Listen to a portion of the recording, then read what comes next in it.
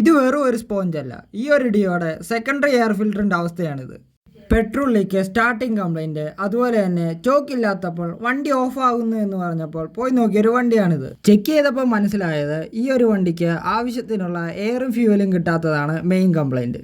Fuel ലീക്കാകാൻ 2 reason ആയിരുന്നു ഉണ്ടായിരുന്നത്. ഒന്നാമത്തെ കാര്യം എന്താണെന്ന് ചോദിച്ചാൽ ടാങ്കിൽ നിന്ന് വരുന്ന ഫ്യൂവൽ ലൈനിൽ 2 ഇടത്ത് ഹോൾ ഉണ്ടായിരുന്നു. അതുപോലെ തന്നെ കാർബറേറ്ററിൻ്റെ ഫ്ലോട്ടും ഡാമേജ് ആയിരുന്നു. അത് കാരണം ഓവർഫ്ലോ പൈപ്പിലൂടെ നിൽക്കാതെ പെട്രോൾ പോകുന്നുണ്ടായിരുന്നു.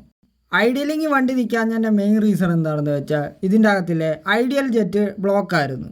അതുപോലെ തന്നെ സെക്കൻഡറി എയർ ഫിൽറ്ററും ഫുൾ ഡാമേജ് ആയിരുന്നു. സോ ഫ്യൂവൽ പൈപ്പിൽ ഹോളുള്ള ഭാഗം നമ്മൾ കട്ട് ചെയ്തിട്ടു.